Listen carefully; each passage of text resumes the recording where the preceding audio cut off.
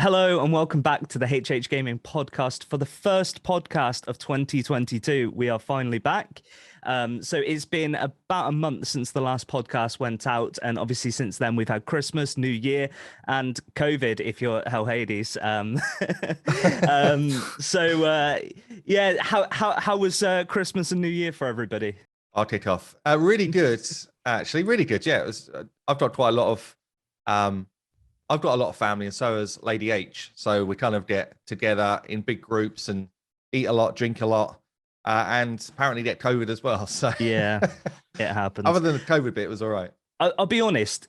I'm surprised because Paul, you haven't had COVID yet. I don't think, have you?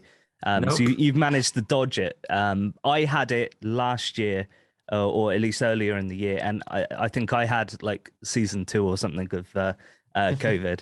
So I was really bad with it, actually. I think, talking. Well, we think you had Delta, right? Because you had it before Omicron was really around. Whilst I had Simon had it with probably had Omicron, I would guess. Yeah, that's the dominant one now. Yeah, and I'll be honest. I think if you haven't had it now, you're lucky, and chances are that you're gonna get it. So yeah, I think. I mean, how's isolation been dealing with it? it's been amazing. So I've been locked away, Productivity through the roof. Yeah, with my PC, with my little camp bed bit. Bill's been brought to the edge of the room. Drink, sport. It's literally. I mean, I guess it's between like prison and a holiday. Really, I'm not sure which way which way it went, but it's an interesting mix. Yeah, a prison-related holiday. Yeah, with the side of COVID. It's like the prison experience, but you're allowed your computer. Yeah, so. But I think you are allowed computers and stuff in prison, aren't you? Like, I feel I think if you're well behaved, you are. Yeah, you pretty much get what you want nowadays. Got a library, I suppose, and I mean, you get free food. At least get like a PlayStation 5 or something, don't you? That's why they had a shortage. It would be really boring otherwise, right? Surely. I still don't think you can buy them, but they must be filling them up. Yeah, they'll be around at some point when the PlayStation 6 comes out. That's when you'll be able to get a PlayStation 5. To be honest, I just think this COVID isolation was a scam for you to be able to play your ranked league in peace. Yeah, that's it. Yeah. Not that it's got me any further. 21. Oh, I'm just so bad at that game. I really try and be good at that game as well. I actually managed to grind myself up into gold at the end of the season because normally I end up in gold, but trying to get out of silver on your own without anyone like duo queuing with you is an absolute horrific experience. I'll queue with you. I'm reminded, honestly, like so you'd go like, okay, I'll go mid lane, and then your top lane and your bottom lane feed, or your jungle towers like, right, that didn't work. Okay, so I'll go top lane because at least I can stop the top lane feed, and then your mid lane feeds, and then you go, okay, I'll go jungle, and you realize you're a terrible jungler, so you can't do that. So then I was like, I'll just go support because at least if we get a strong, it's just it's such a league team life. game now. League life is not good. It's not relaxing, guys. It's not relaxing. But once you get out of silver, it's almost like you've got away from. I don't know. I mean, I once hit plat. So that was one season I hit plat, and it doesn't really change. Honestly, it doesn't change. I actually you feel like it should, but it doesn't. You're waiting for it, and it just never changes. Yeah, you're like, oh, okay, now I was in promos to get into plat. And I actually had been in promos to get into plat maybe 4 times. And on the 4th time, I had to win 3 out of 5, right? First one, someone went AFK right at the start of the game. And we lost the game. We only had 4. The second one, and this is where they kind of start playing and then go AFK, so you can't even leave the game. Was that before they had loss prevention in the game? I guess so, yeah. They have that now, whereas if you do a surrender of like AFK, then you get loss preventive, so you don't lose. Right. Or at least you don't lose LP. I don't know whether it still counts in promos. Well, yeah. And then the next one, basically the same thing happened again. Someone went AFK really early. And then the next game, 3rd one in, someone came in and basically, as soon as they'd all locked in champs, he goes, I'm going to intentionally feed. Right. And then he did. He just literally ran it down mid lane over and over again, intentionally feeding. I was like, this cannot be real. What an absolute legend. It was my 4th promo for this stupid game. And intentional feeding, yeah. It was I think I was going to say about Iron. it is better. Like I can tell a difference, like the frequency, the amount of those types of games where it's like someone is literally off their rocker, just like they've lost it, they're feeding nonstop. In silver is a lot higher than in say gold, where you can still get the bad games, but it feels like you can at least like People tend to try more. They've got an idea Yeah. of what's going on in the game. But at the moment, I mean, like Silver 2 or Silver 3, where I've been placed, and it is just, again, like a horrific. We had a Singe the other day that was just like trying to like sit between Tower 1 and Tower 2 at like 2 minutes and died. I'm like, why are you doing? What are you doing? Stop, please. Just watching too many streamers. Just farm. They're having fun with it. But I mean, moving on from that subject actually directly into a competitive PvP discussion. Raid Shadow Legends with their aspirations, I guess, for 2022 into a more competitive PvP scene. What's your thoughts on that over the next few months? Do you think it's something that they can bring into the game? Personally, I think unless they bring in live PvP, which who knows, maybe that's what they're working on, I think it'll be tough. But yeah, double. For me, I don't actually think the first step for me isn't live PvP. The first step for me is you've got to make clan versus clan an actual competitive function. Like clans want to fight within themselves and also with other clans. So I think before you go like the full, if you can get live PvP experience, great. But even if you can't, the first step then should be like, you got to make clans feel like they're fighting someone they know, instead of it being just like a name on a team in a random tier that's going to get you a certain amount of points or medals. You know, things like I was talking to someone the other day, and a good idea, like we always talk in clan chat around like, oh, I wonder how well this team would be. Just create a practice arena where I can put my team up against one of my clan members' team members and practice and see what my team does against his, so we can help refine our PvP experience. Yeah, but things like that. I mean, my argument against that would be practice for what if there's no competitive scene? I mean, yeah. I mean, you'd want to obviously have the competitive testing scene. teams. Yeah, it's impossible right now.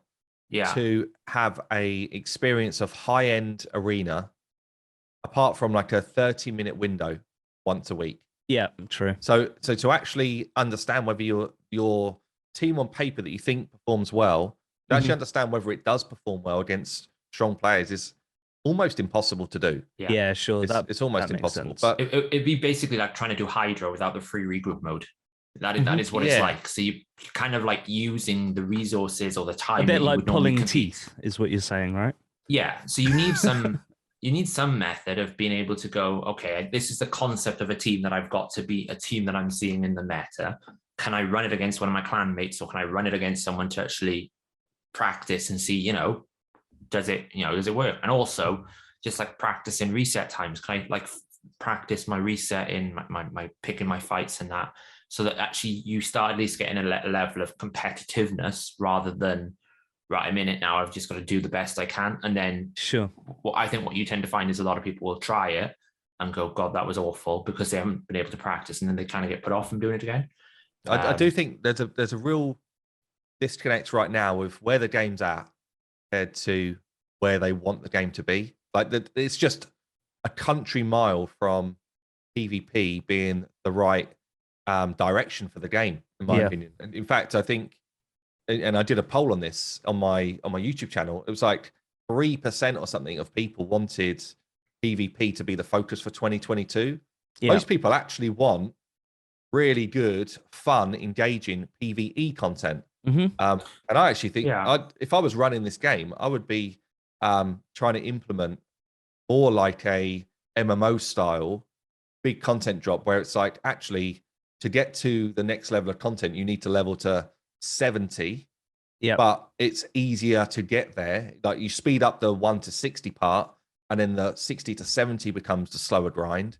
And the new content, you need to be stronger at like level 70 to make it work. And it's all, and then you've got kind of like new PvP, PvE dungeons. I think that's where this game would do better. Like in terms of saying I want to be a PvP game, it's so far from it that it would almost need a rework of the game, and I can't see how they're going to get there.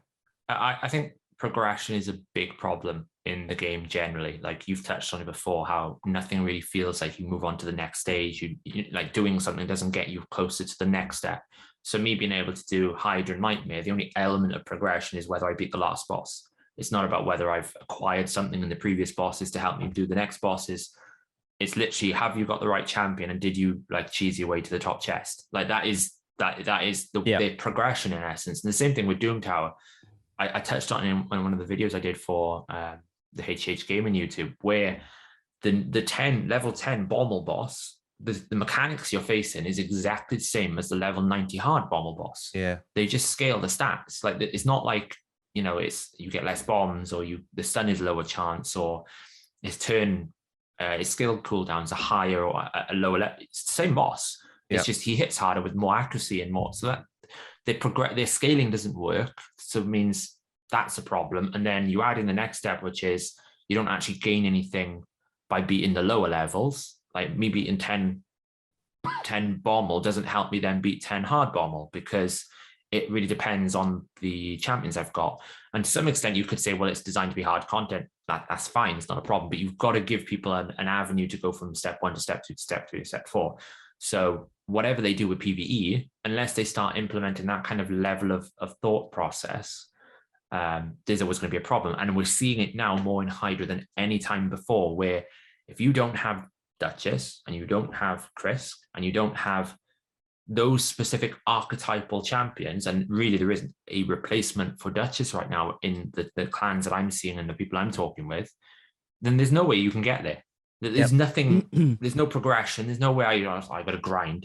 It would be okay if, you know, in normal MMOs, you would go, well, I can't quite do the top difficulty of the dungeon, so I'll farm the one below, get my armor sets, my better stats or whatever. I'll go farm some more dungeons. And then when I've leveled up, I'll come back and I'll do the high. You can't do that. If you haven't got the champion, which can only be acquired from a shard, because there isn't enough variety, then yeah, I mean, I've basically got that problem, and especially because my account is stacked in terms of like a general player's account. You know, I have got pages and pages of gold champions on my account. However, I do not have the specific champions that you need for Hydra, which basically limits my ability to progress. You know, I barely scrape one keying it at the moment. And in fairness, if I put more effort into actually building the team, then I could probably get through it more comfortably, but nowhere to the level that people are doing in the higher stages. No way. And yeah, which is why for me, but the other thing, so if you look at the rewards for Hydra, and this is another thing which I feel like they've just got so wrong. Yeah. Like, why would I?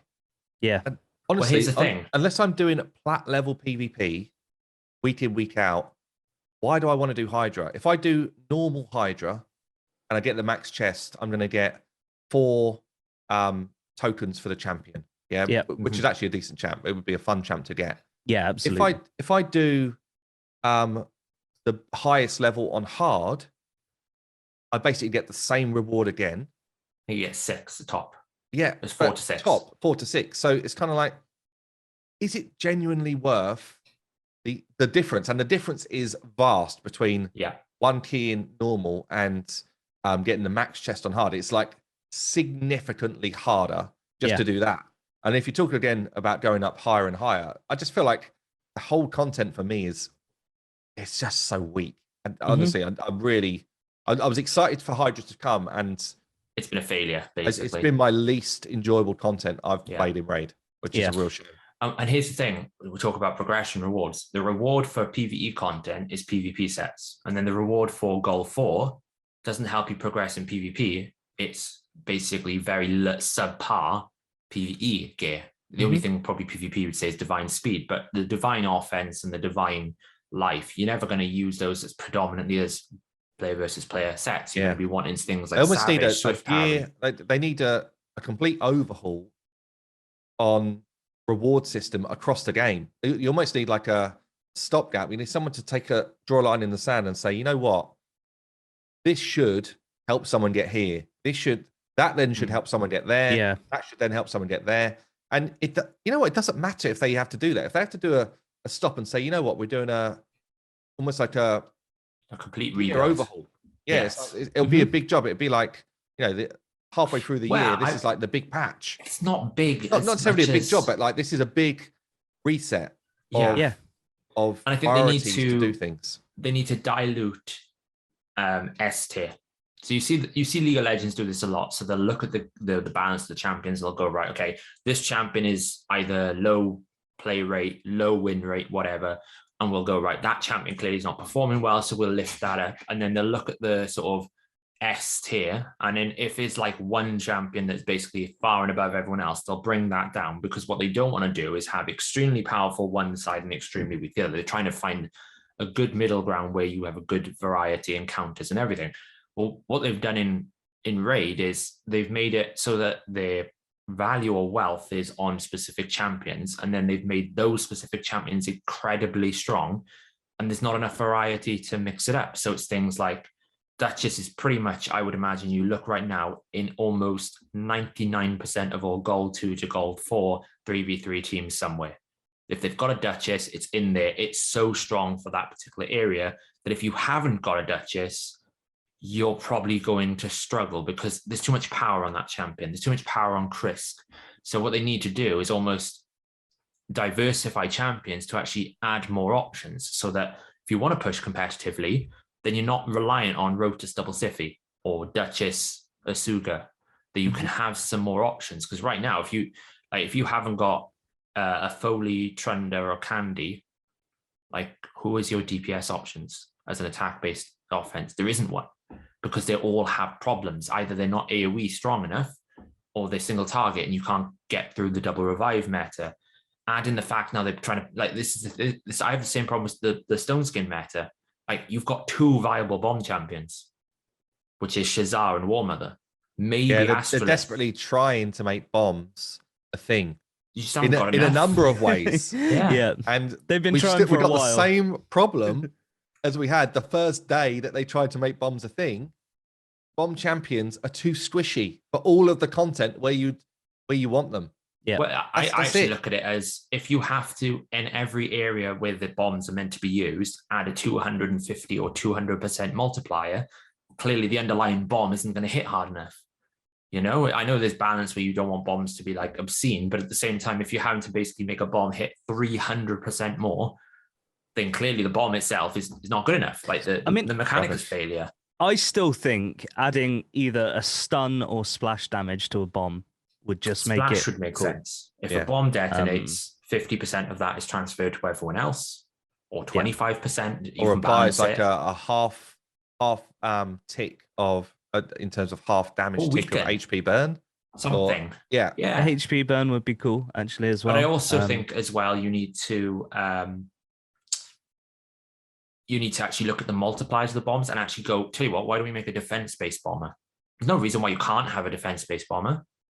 Like, why not? And have different mechanics, like the bombs are irresistible, or the bombs are upgraded version, like a T2 bomb is a shrapnel bomb or something like that. Like, make bombs more interesting. And also another idea that someone had on one of the comments of the videos was, why don't you rework some of these champions that are useless, that we're not using? You keep adjusting a few champions up.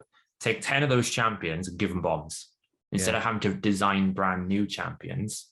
They're also bringing other useless champions into the game. Yeah, it seems quite weird. They've chosen to do 3 champion buffs, I guess, over the next patch. Yeah, and I did put a comment on Twitter to say, this is strange. Is this your 6-month list, or are you planning to do them more regularly?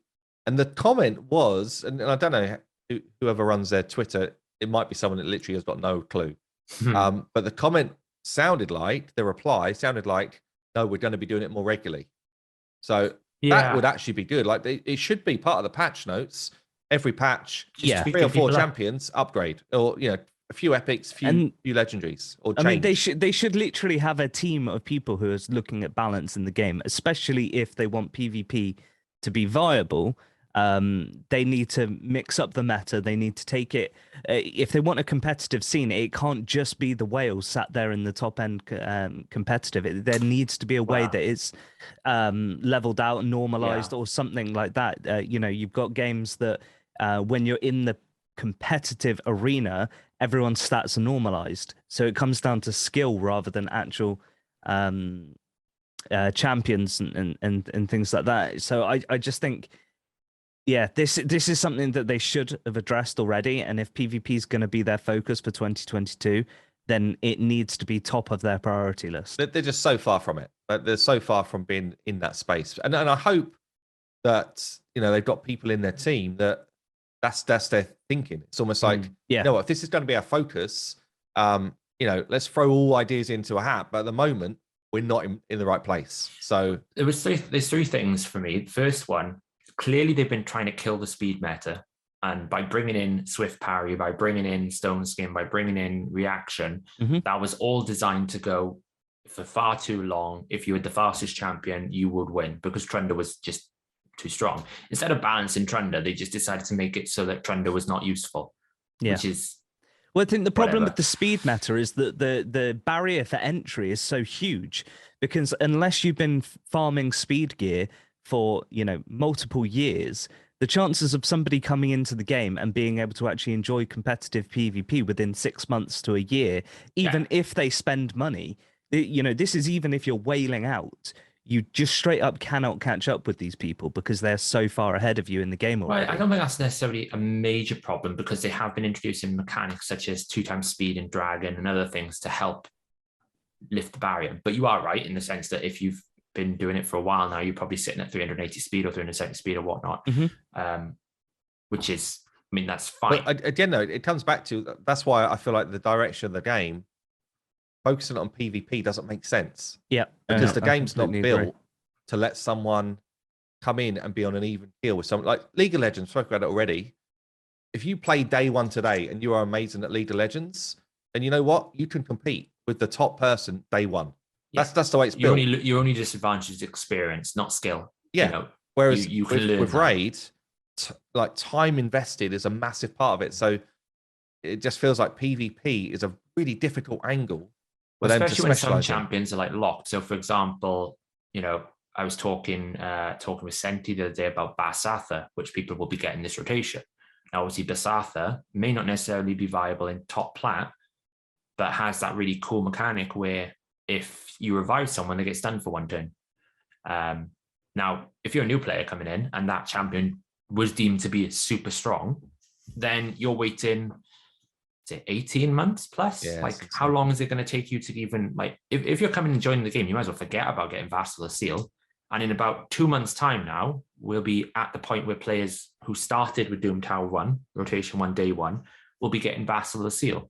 So likelihood is they're going to add 3 more champions. And if they add a champion in there that's egregious to platinum, is really strong, a bit like Romantu has made a difference in platinum, then players are immediately like, right, okay, well, I can't get that champion because I can't actually decide which champion I get first. So, that's a bit of an issue. The other issue for me is the systems that they've got in place right now make no sense. The rewards for getting into platinum are trash. Everyone sits in low gold 4 to just farm medals for great hauls. So there's no real, at least with League, you get the purpose of climbing in rank, which is obviously just for bragging rights, but also you get better rewards as you climb in rank. You do get that in Raid, but what you need to do is try and I think adding gold 5 is a great first step, expanding platinum, but that's not enough for me. I still think you need some sort of regional platinum finish time so that it finishes on time zones that make sense for you as a player, because I'm not waking up at 7 o'clock in the morning just to fight for 15 minutes. And we're the lucky ones, honestly. We're waking up at 7 to do it. Fine. Some people would be like, hey, that's absolutely fine. Well, firstly, no, it's not. It's actually not, because most people, that's either you get your kids ready or you're going off to work or whatever. It's not a feasible time. It's not a normal routine to wake up on first thing on a Monday morning just so that you can be competitive in a game. Yeah, that's not a normal. The other angle is, the US, probably the biggest player base, with the exception of maybe Russia. Yeah. But for those guys, it's 4 a.m. or something, or 3 a.m. It's on insane. a Monday morning. Yes, it's insane to think someone's going to stay up. But yeah, so I feel, back to the original question, I guess, the game at the moment it's not equipped to make PvP its focus. So I'm just Yeah. curious, really, They what haven't really angle given us they've much got. details, Like, have they? yeah, what's in their head? Maybe they're saying PvP's the focus, but all that means is there's going to be another game mode launched at some point in the year. Like 5v5. 3v3 was, yeah, but yeah, exactly, Yeah, 5v5, great. Exciting. 10 fights a week, Yeah. and maybe and extending Gold 4 into Gold 5. And if Yeah, that's they what did they're say viewing as their clan. focus, well, no. They have I the- mean, originally they said that's coming next month, though, isn't it? I think they said February. The extension certainly of Q1. Gold. I'm not sure if it was, Yeah. but yeah, certainly coming soon. I'm pretty sure I read in the post it was something like but before the end of February. Right. It can't be that hard to add like Gold 5. You just basically add a new bracket, Copy paste, increase isn't the it? range, and then increase one number from 300 to Yeah, just 500. copy and I'll be paste it. It's honest. fine. Well, I could do based that. on the way that the code is structured, that's all they would have to do is they would just add a new array, set a new different bracket thing, and then set a new set of rewards. It's not that hard to do because you're not actually creating a new system, you're just expanding it, which is actually. What are they going to do with the brilliant thing. bots? Wow. Well, the bots don't exist anymore. Like a lot of people have been saying. Dan. What are you on about? Yeah. Are you sure? I think you Check mentioned your it comments. in your video recently. Was like the arena's got a lot harder, and I can feel like the arena's got a lot harder because I normally run a single arbiter defense or something, and normally every so often you'll find some really crappy teams in there. Now you are fighting proper speed teams regularly, and if my arbiter wasn't 360 or 356 speed or whatever it is, I'd probably be losing most of those speed races. So I can see there's still an issue of barrier to entry in terms of until you get your arbiter, you can forget about Gold 4. And to get your arbiter, you need to get into Gold 4. That's still a bit of a dumb move for me. Yeah. The concept of that Too always powerful. confused me. Again, talking about how too much power is in one champion, that is an issue. If you want to compete in Gold 4, you almost exclusively need arbiter. And if you can't get into Gold 4 to get your arbiter, then you're a bit like, well, what came first, the chicken or the egg? But yeah, I mean, adding those two things when they announced it, so that's a great start. That's good. But I know one thing they mentioned as well, because it's come up, is the current clan versus clan wasn't designed to be what they called a competitive clan versus clan, in the sense that it was a tournament, not what they were calling clan PvP. Yep. So clearly the concept of clan PvP is there. What it actually becomes, because they've not got a great track record when it comes to what the players think they're going to get and what they actually get, will be. Yeah, maybe that is their kind of big reveal for the year. Maybe it would be like the kind of clan system, which we hope is going to be a fun, competitive environment. Maybe that's going to be what they drop. Yeah. Could be. I definitely think like having like some sort of regional lockout times that are specific to your region, and then going into some sort of like Super League is a way better system. Because if you really want to compete, then you can go into the Super League or whatnot. But if you're just want to have fun and compete, but not necessarily like, for me, it's like, there's no point me looking at Plat because I don't have the champions. And Gold 4 is so not competitive. I literally just run a blender team for 2 and run my battles every day. So it's literally what I've done for nearly a year now. Just there's no middle have a ground. blender team in Gold 4. You either have to be the best whale or just an average Gold 4 player. There's no middle. I mean, here's an interesting question though, because really based on how Plarium structure their marketing and things like that, they're all geared around driving new people into the game. And we know that, and you know, that is a logical business decision for them to make. However, if their focus is on PvP, how long, even if somebody was to come in and whale, and I'm not talking about crazy whale, I mean, I'm talking like stupid whale, like $200-300 a month. Okay, if somebody was to come in and they drop $200-300 a month, how long do you think realistically it actually is before they can even compete? Because I think that in fairness, the interest in being able to compete will drop off before they actually even make it. Months, because unless you're buying the account, you're not competing. Yeah, and that's generally what is happening. That is what is happening. That do want to come in and play at that level. There's now sites that people just go and buy old accounts, and it's cheaper. Yeah, and unfortunate, and unless they crack down on that, you know, you've got legacy players who go, do you know what, I've had enough now. I don't really want to compete. I've got everything I can possibly do. I've finished in Plat. They may have hegemons and Siffies and Rotas. They go, do you know what, I'm going to recoup some of my losses, sell the account, And then a new player who hasn't played Raid before goes, you know what, I could spend thousands and thousands of pounds pulling the shards on, just go buy it for the same amount of price. And that is the sad reality that we're in. And then once they have the champion, it doesn't matter how good you are, because they'll just join a top clan because that's what, happens. Mm-hmm. And they'll tell them what champions to build and how to run it. And then I personally don't see the enjoyment, but I guess ego. But it also comes back to the point so. where if you want to play this game at the top, what's your alternative? Yeah. Yeah, because effectively there's too much power in champions. Empowerment now has made it like, if you've pulled duplicates, like I can't compete with a +4 Sippy and a +4 Rotus if my Rotus is a 0. It's just not possible because there's too much power.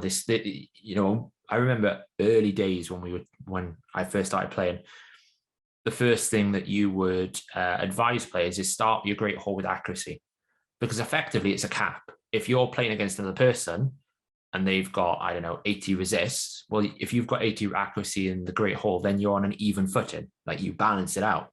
Well, if I'm facing a Siffy that's got +85 from Faction Guardians and Empowerment, there's no way I can counter that unless I empower it equally, which means I have to spend money to do that. So there's that kind of, at least with Great Hall, it was a free balancing scale. With this empowerment system and duplicates and the way that it runs now, it's just far too much power on a single champion. So your skill kind of gets put to a side and it's just about what you have, not what you can do with it. And that needs to change. Otherwise, you're not going to have competitive. But to do that, then you're going to have to tell everyone who spent a lot of money, you can't use your wealth effectively, which is going to be interesting because it'll never do anything that'll cost them money, ever. I mean, even Hydra to some extent is basically, there is like one school of thought that basically said the reason why Hydra came up so quickly after a dupe system was either one, to change the narrative if the dupe system was badly received, or two, to basically to kind of fool people into spending all their duplicates. And then when you get to Hydra, the fact you have to have 3 of the same champion because it's the only champion that works, you go, oh, damn, I don't have the duplicates now. That's a school of thought that was potential. And Hydra is going to be, what you're going to see now is, I would imagine one of the new champions we get this next week, because I think we're getting some new champions, we always tend to. One of them will be a Void Legendary and they'll be really good in Hydra. I fully expect Hydra now to be the avenue in which they sell champions in that factor, because it makes sense from a business point of view. It's new content. People want to improve. They need Hydra to be successful, and at the moment it's not. So they do have to now be focusing. In fact, we've got champions due on this patch that we've not seen the details for yet.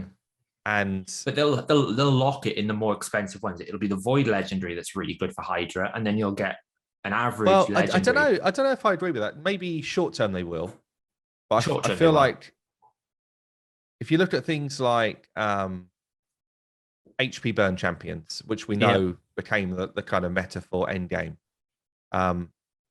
eventually they started to release epics with a decent level of skill, because to start off with, you've got to go full ham spending, and eventually they then water it down so that the rest of the player base can play. Otherwise, they don't have a game. There's still not enough if you think about it, because the only one that actually, so if you haven't placed HP Burn before Poison Cloud goes out, there's only one champion in the entire game that can do it, which is Mordecai. He's the only one that places it, I think. I think Drex can do it on his passive, but if that Poison Cloud goes out, you're stuffed. There's nothing you can do unless you have Mordecai, because he's the only one that can place, because it weakens, right? And it's the same thing with block buffs. And this is what I was noticing last week when I was trying. If you haven't got Umbral, there isn't a viable champion because it's 2 force. So that means Ugo is weak affinity for 2 champions. That means your, it was another magic-based Norog.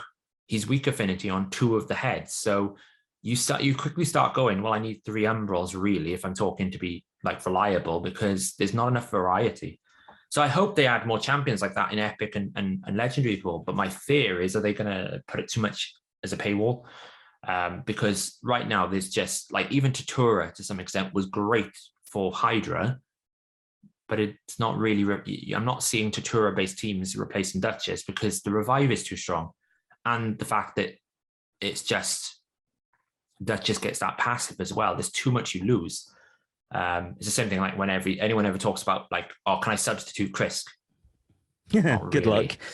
Like, you lose too much. You can't replace it. And even in a 6-man team, you can't deal with all the mechanics. So you're right. Like, in the sense that they've been good at releasing epics now that actually do what legendaries used to do, but we need more. And if they want Hydra to be like, people will get Mithrala on normal, I think, in about 2 more months, maybe a little bit less. I think when I did the math, it was around about 10 to 17 weeks. Like, the worst case scenario was 17 weeks. The best case, I think, was about 8 weeks if you were doing Nightmare. Once Mithrala comes, if they haven't improved the champion pool, I can't see people doing Hydra anymore. I don't see the point. They'll look at it and go, I haven't done my keys. Can I be bothered? No. I've honestly already done that a couple of weeks on my main. I literally just been like, do normal and that's it. And I feel bad because people are saying, "I'll try and you get some more content on Hydra," and I'm like, I really don't want to do it. It's so dull for me, and I find it. I don't know why. I'm not enjoying it at all. I think it's because the RNG just means that you could spend an exorbitant. For me, it's the wasting time. I'll do a run, 15 minutes into it, and then something goes wrong because of the 3% or because I lost control in one area or I got the wrong head out. And it's just like, right, well, I've got to start again now. I've just lost that 15 minutes. And then you just repeat and repeat. And then, like, you eventually just, for me, I get so frustrated with it because I don't feel like I'm progressing. Some people have compared it to Bommel, and I'm like, well, Bommel you only do once every 3 months, and you only have to do it once. Like, you have to do this 3 times a week. It's nowhere near the same level of frustration and frequency. And I also think Bommel, there's plenty of avenues. Like, you're not hard locked into champions like you are with Duchess and Chris on Hydra. We felt like we were at the start, didn't we? That's the thing. Like, is it just because it's still so early with Hydra? Well, that's the other thing as well to bear in mind. It is such an early stage, but at the same time, we're pretty sure that we can't like speed tune it and things like that, like you can with the current clan boss. That's the thing, because there's so many things happening and different elements coming at you. That's the challenge, is it? And in fact, that's for me more the frustration is, with every other boss, you start to understand the mechanics, you start to understand the relevant skills that will help you. Yeah. And that's what makes it fun. Yeah, that can be hard, but you take control of the fight eventually once you've got your the right skills locked down. I must admit, I did epics against hard on a video. I saw that, yeah. Yeah, my expectation before I started making that video was I'm going to 1 key hard with these epics. Come close, did you? I was like 50%. With probably, maybe I could have had 2 or 3 better epics than I chose, but I chose good ones on purpose, and I did them with strong gear. And I was just like, wow, this is literally nowhere near. Yeah. For me, the number one change they have to do is remove head 5 and 6 from a rotation. I would be very much, I just can't see how. Like, they talked when they released Hydra, I think the sentence was, we wanted rotations because we wanted you to come in there with a different strategy. I'm like, well, there's like a 10% chance you get the same head back on Nightmare. So you might as well build a strategy around 6 heads, because you can't. Like, you can't go into Hydra going, I may never, I'm building this so I don't get head 5 and 6, when you've got 90% chance you'll get one of them every time you kill a head. Yeah. And it's not like they've got enough HP at Nightmare even that means that they're not going to get killed. So, and in terms of time spent in the game, that basically having that different head come in basically stops any chance of you ever being able to have an auto team for this. Because the second a head dies, it changes everything. I don't mind it's manual. What I don't like, I do when it takes another half an hour out of my day. No, but you only have to do it once. What I'm saying is, if you knew that you had to manual it once every 3 weeks, that's not so much of a problem as the fact that you have to go RNG fishing to manual it once every 3 weeks. So it means you're actually not manualing it once every 3 weeks. You might be doing it 20 times or 50 times. Yeah. If you've gone into it with, right, these are the 4 heads, I know what mechanics I have to face. You can scale the mechanics a little bit so that it makes it a little bit harder. But you still got the same effects of the Mark of the Hide or the decapitation. It just means that I might not have to face the head of decay coming out. The decay with mischief is the most toxic thing I've ever seen. Like, the mischief head gets 50% turn meter. The decay head gives him like 30% turn meter, and then they buff spread, speed buff to each other. So it's like you literally cannot stop the mischief head. Then it becomes far too, like, it's so dumb. It's not balanced at all, that. But if there were 4 heads on this rotation, then you kind of go, well, I know I need block buffs because Wrath Head is really strong. I know I need decrease attack, so I still have to build a team around it. And then just have weekly rotations. Change it up, change the affinities. So it means that players can't just go, I've built my team and forget about it, that it changes every week. It's not that hard to build multiple different champions and multiple different arrays within the code to actually have these different variations of rotations. And it almost feels like they want rotations, but they don't want to do the effort to actually make a proper wide rotation. You've got 2. Like, that's or lazy. the other option, which I would quite like, is let's say you're up against the potential of 6 or however many heads they have in the end. That only 2 of them or 1 of them is like the lead head for that particular fight. Yeah. So that one's got its full abilities, and that one, perhaps even they crank up the abilities of whatever that head is, but the rest of the heads have their abilities watered down. So absolutely, you know, you're coming in, so you still need to build a setup that's going to take on different heads, but ultimately you're focused on this kind of primary, you know, almost it would be like the body of the Hydra, if you like, that's got the power, and then you can build a strategy around, okay, that's the main focus. Yes. But there's still some, bit like with Soraf, really. You know, the spiderlings are an issue. They boost the Spider Queen. Yeah, but they're not the threat. Right. And because if you think in this rotation right now, just the 4 heads alone, you need block buffs because the Mischief Head and also the Hydra Mark, if he gets his attack buff, it's just the Wrath Head, sorry, it's just really hard. You need probably a HP burn just in case you miss the block buffs because of Poison Cloud. Definitely need decreased attack for Wrath Head. You probably definitely need decreased defense, and you probably want Weaken for damage. Weaken you can drop, you definitely decrease defense, otherwise you're just never going to hit anything. So you're already locked into, it's like 4 requirements. Then you need this Head of Torments. You have to have a Duchess, Shamael, or Tutor. You have to have some solution for that. There's only really 4 options, which is probably Rector as a really weak option, Duchess, Tatura, or Shamael. So I'm sitting there and going, okay, right, so I've got like 5 champions I already need, and I also still need to stay alive because it's too much damage. Because they're all AoE. And so therefore you need a lot of passive healing, not just healers. You need a lot of passive healing. I was finding that if I didn't have a leech out, even champions like Godseeker couldn't keep up with the healing. Vrask couldn't keep up with the healing. So you were having to put everyone in lifesteal again, which is so dumb for an end game account because they would never have that much lifesteal anymore because you transition past it. Or you're just in this position of like, well, I can bring all the mechanics, but I then don't have any damage, or I can bring enough damage and the mechanics, but I don't have enough healing. And then I bring healing. Now I haven't got block. You just don't have enough power, which is why people like Duchess and Krisk are used, because Krisk brings you that increased defense, increased speed, decreased attack, decreased defense. It just brings so extension. Much. Yeah. You just can solve like 3 problems in one champion. So to me, like, if they don't fix these problems with the stuff that they released at the end of the year, then it doesn't matter what they bring in terms of PvP this year. People are not going to engage with Hydra, and that's meant to be like the new thing. They can talk about new clan bosses all they want, but unless they fix the current one so that it's more fun, not even that it's easier, just more fun, that it's something that people want to play, because it's not fun at the moment. I honestly think that this focus on PvP for 2022, I can't see that it being their only focus. I really can't. And I think for the exact reasons that you're saying, because they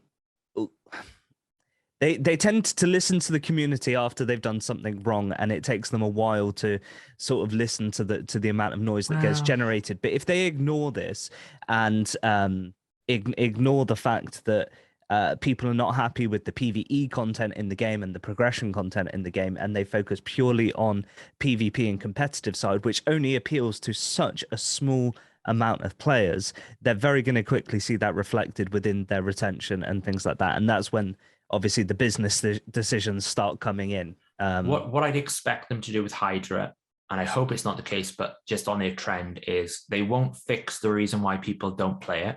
They will just make it so that the rewards or the requirements around it are mandatory. So they will put the next champion, if they do it after Mithrala, as something that's so strong that you have no choice but to play it. like they did with 3v3, where they started putting in advanced quests. They took them out in gold bars you got per week and everything, which meant that you were almost forced into fighting more often. Well, if you're than... not enjoying it, we're going to force you to enjoy it. Right. Instead of looking at the underlying It's how it should problem. work. Come on, this is... You think of clan versus clan, the first response was, this is awful, we don't like it. They didn't change the way that it worked. They just doubled down on it. And they put personal rewards and they put other stuff to actually make it so that it was almost like, we want you to whale, we're still going to make you whale, but we might give you a little bit more for doing it now. Yeah. Or we might direct you to where we want you to be acquiring points rather than, and at least with clan versus clan, they made dungeon running a bit better and stuff like that. So I'm not trying to be too negative on player, but their track record with these things is, 95% or 90% of the player base didn't like this. We'll change the way that it works. It's more, okay, well, we've found that the stats show you're not engaging with it, so we'll just make it so that you have to engage with it some way. And if they start talking about extra heads, I actually think the Rotus balances. You see the steam coming out of his ears already. Honestly, he's I like, think you the add Rotus more balance heads, I tell you is what. actually because the next head might have something to do with max HP, like Scarab. Because it doesn't make sense why they would all of a sudden randomly just go, we're going to fix the only champions in the game that have skills that don't decrease a boss's HP. Unless they just, someone in Playroom over Christmas thought, well, that's a bit strange, we shouldn't do that, and just decided to fix it, which I can't imagine. And I'm sure that there's a plan for it. There's obviously a plan in place, and we'll find out over the next few weeks. But I think we'll probably call the podcast short there, because I know Hellhades has some videos to be jumping on. Always. But as ever, guys, thank you so much for watching. Obviously, we are back with the podcast now, so this will be going out every week.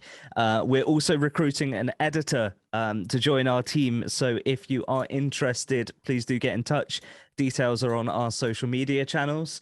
So hopefully we can upgrade the quality of the stuff we're putting out on this channel, but also on Hellhades' channel as well, as other things that we've got in the pipeline for this coming year. But until the next episode, guys, thank you so much for watching, and we will see you in the next episode.